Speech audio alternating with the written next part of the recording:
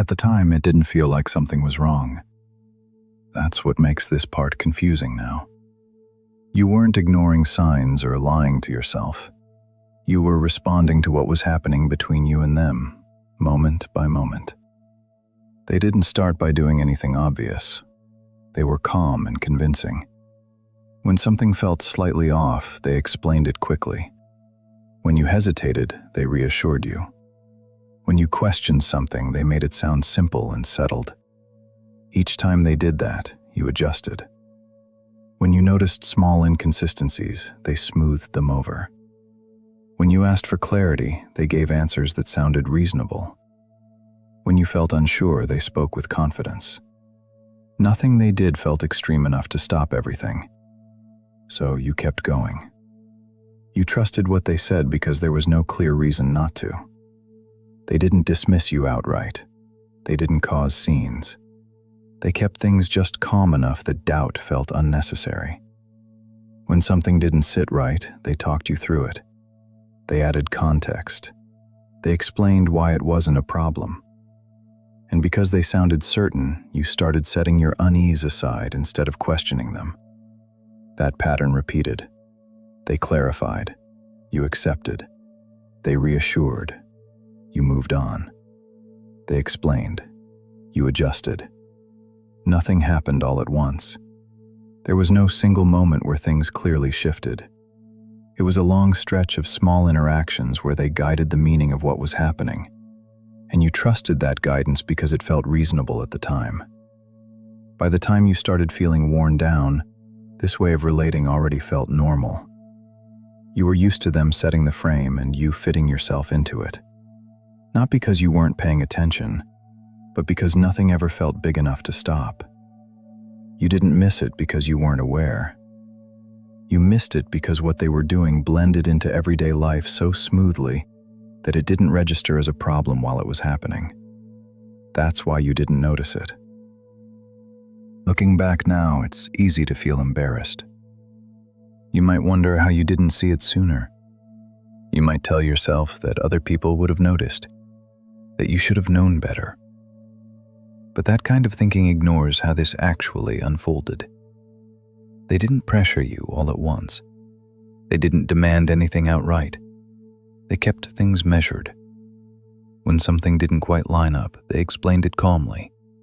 When you hesitated, they reassured you. When you questioned something, they answered in a way that sounded reasonable enough to move past it. So you did. Each time they smoothed something over, you relaxed a little. Each time they had an explanation ready, you felt steadier. You weren't ignoring red flags. You were responding to what looked like clarity. That's what makes this kind of situation painful later. Nothing you responded to felt extreme. Nothing required a dramatic reaction. What you were reacting to was a series of small moments where trusting them felt like the sensible option. And when you trusted them, they gained more room to shape how things were understood. They decided what mattered and what didn't. They set the tone for what was reasonable. You followed that lead because it kept things simple. It makes sense that this hurts now. You're not just dealing with what they did.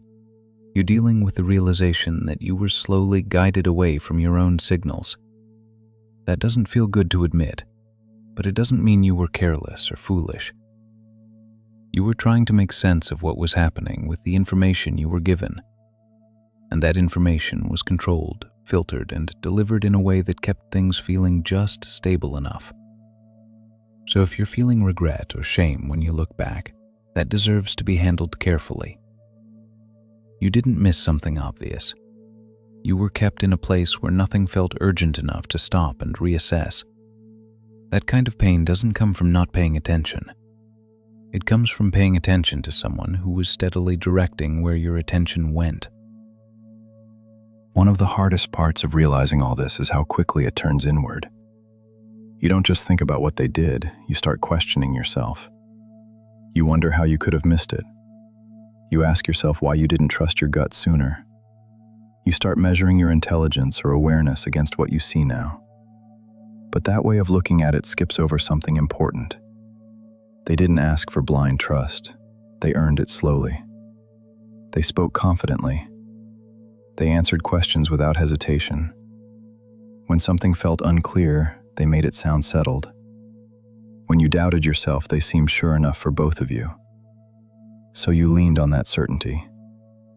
That doesn't mean you lack judgment. It means you were responding to someone who consistently positioned themselves as the clearer voice in the room. When one person keeps offering explanations and reassurance, it's natural for the other person to relax into that and stop pushing.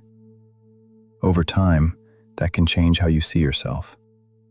You stop thinking of yourself as someone with good instincts and start seeing yourself as someone who needs things clarified. You defer more. You check your reactions before trusting them. You assume that if something doesn't make sense to you, the missing piece must be on your side. That shift didn't happen because there was something wrong with you. It happened because they repeatedly took the role of the one who knew better. And you adapted to that by stepping back from your own sense of things. Your self-worth didn't suddenly drop. It was slowly edged aside. When you look back now and feel foolish, it's worth remembering that nothing about your responses was unreasonable in the moment. You were engaging in good faith.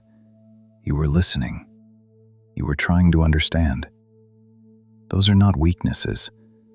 They are normal human traits that only become a problem when someone uses them to stay in control of the narrative. So, separating your worth from what happened means this. It means recognizing that being guided away from your own judgment doesn't say anything negative about your intelligence or value. It says something about how consistently they positioned their version of events as the one to trust. You didn't miss it because you were incapable of seeing. You missed it because your trust was met with confidence instead of care. And that combination can make even grounded people second-guess themselves over time. Your worth was never the issue. What changed was whose voice you were taught to rely on. After you start seeing this more clearly, your emotions don't line up neatly. You don't just feel one thing. You might feel relieved one moment and unsettled the next. You might feel angry, then unsure, then strangely calm. That mix can make you wonder if you're overthinking everything now. That confusion didn't come from nowhere. For a long time, they were the ones shaping how things were understood. When something felt off, they explained it. When you hesitated, they reassured you. When you questioned yourself, they sounded certain. You learned to settle your feelings by checking them against their responses. So now, without that steady stream of explanation, your system doesn't know what to lean on yet. You might catch yourself missing the sense of clarity they provided, even while knowing something wasn't right. That can be uncomfortable to admit, but it makes sense. When someone consistently answers doubts for you, the absence of those answers can feel like instability, even if the answers were misleading. At the same time, you might feel frustrated with yourself for not seeing it sooner. You replay moments. You think about things you brushed off. You wonder why you didn't slow down or push back more. But that frustration is based on what you know now, not what you knew then. Back then, when they reassured you, it reduced tension. When they explained things away, it made the moment easier. When you accepted their version, things moved forward smoothly. Your reactions were shaped by what worked in real time, not by some future clarity you didn't have access to yet. It's also common to feel torn between missing the calm and recognizing the cost. They kept things from feeling chaotic, but they did it by guiding your attention away from your own signals. That can leave you feeling oddly empty now, like something familiar is gone, even though you don't want it back. That doesn't mean you imagine the problem. It means your emotions are catching up to a pattern that was gradual and quiet. What matters here is not forcing yourself to feel one way or another. You don't need to rush into anger or push yourself into certainty. Letting the confusion exist for a while is part of untangling what was shaped over time. Your mixed feelings don't excuse what happened. They simply reflect how thoroughly the pattern settled in. Understanding that helps you stop fighting your reactions and start seeing them as signals that you're finally no longer being guided away from yourself. After you start seeing what you didn't notice before, being alone can feel different. Not just quieter, but unsettled. You might find yourself reaching for distractions or feeling restless for no clear reason. The silence can feel heavier than you expected. That reaction makes sense. For a long time, they were filling the space where uncertainty lived. When something felt unclear, they explained it. When you hesitated, they reassured you. When you doubted yourself, they offered confidence. You weren't just in a relationship. You were leaning on their version of things to steady your own. So when that stops, the quiet feels unfamiliar. You might notice an urge to check in with someone else, to get confirmation, to hear another voice tell you what makes sense. That urge isn't about loneliness in the usual way. It's about being unused to holding uncertainty on your own again. When they were around, they reduced friction by telling you how to see things. Being alone means you don't have that guidance anymore. And at first, that can feel like something is missing, even though what's missing wasn't actually helping you. You might also feel tempted to go back over old moments, not because you want them back, but because your mind is used to working inside the framework they set. Without that framework, things can feel loose or unfinished. That doesn't mean you made a mistake by stepping away. It means your system is adjusting. This kind of withdrawal isn't emptiness, it's recalibration. You're no longer having your reactions filtered or corrected. You're starting to feel things directly again, without immediate explanation or reassurance. That takes time. Loneliness here isn't about lacking connection. It's about rebuilding trust in your own sense of things. And that process can feel uncomfortable before it feels steady. You don't need to rush to fill the space. You don't need to prove you're fine. Sitting with the quiet, even when it feels strange, is how you slowly learn to rely on yourself again, instead of waiting for someone else to tell you what makes sense. That kind of aloneness isn't a step backward. It's part of noticing clearly for the first time what had been shaping your attention all along. Seeing this clearly now puts you in a different position. Not a superior one, not a healed one, just a more honest one. You can't undo what happened, but you can decide what you do with what you see. You didn't choose not to notice. You were guided away from noticing. They consistently explained things in ways that felt reasonable. They smoothed over moments that could have slowed things down. They spoke with enough confidence that questioning them felt unnecessary. You responded by trusting, by adapting, by moving forward. That part wasn't a mistake. It was a response to what worked at the time. But responsibility starts here, in what you do next. Not in blaming yourself for trusting, but in noticing when that old pattern tries to come back. You might catch yourself still looking for someone else to settle your doubts. You might still feel the pull to accept the clearest sounding explanation, instead of sitting with your own uncertainty. That's the habit they left behind. Now, responsibility looks like letting things stay unclear a little longer. It looks like not rushing to resolve every uneasy feeling. When something doesn't sit right, you don't have to explain it away or replace it with someone else's certainty. You can pause and let your own sense of things exist without correction. This doesn't mean becoming suspicious or closed off. It means changing where you place your trust. Before, when they sounded sure, you deferred.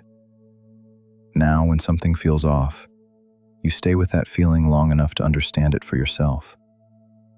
You're not trying to prove anything. You're not trying to get it right. You're just choosing not to hand your judgment over automatically anymore. That choice can feel uncomfortable at first. It might feel slower. You might worry you're overthinking.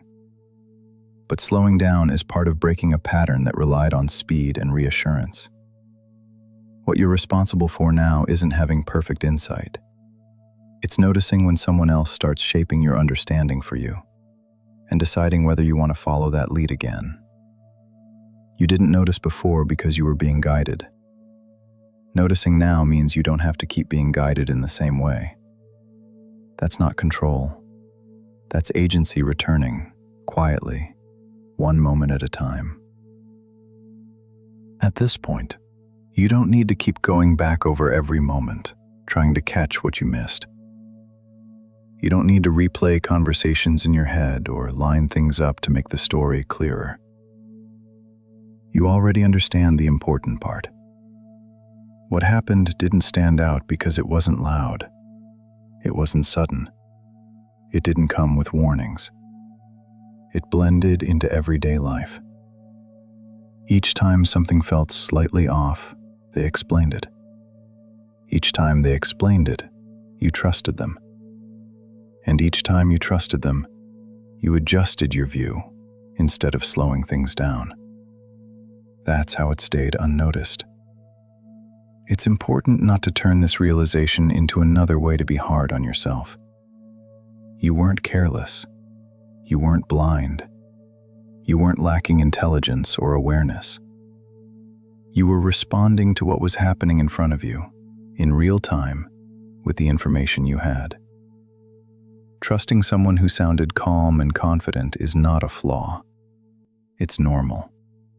It only becomes harmful when that trust is used to steer you away from your own signals. That doesn't mean trust itself was the problem. It means where it was placed mattered. What matters now is how you move forward with this understanding. You don't need to swear off trusting people. You don't need to become guarded or suspicious. And you don't need to confront anyone to make this real. What you do need is to stay with yourself when something doesn't sit right, instead of immediately handing that feeling over to someone else's explanation. That might feel uncomfortable at first. You might notice the urge to look for reassurance or clarity from outside yourself. You might feel impatient with uncertainty. That's normal. For a long time, they filled that space for you. Learning to hold it on your own takes practice. Responsibility here doesn't mean fixing the past. It means not repeating the same pattern quietly. It means allowing yourself to pause when something feels off. It means trusting that you don't need immediate answers to take your reactions seriously. You don't have to rush this. You don't have to get it perfect. Each time you choose not to override your own sense of things, you're doing something different than before. And those small choices add up, just like the small adjustments once did. You didn't notice it then because of how carefully it was done. You notice it now because you're no longer inside it. That awareness isn't a burden, it's a boundary, one that doesn't need defending or explaining. It just needs to be honored. And remember, what happened to you wasn't your fault, but what happens next is your responsibility. Take care.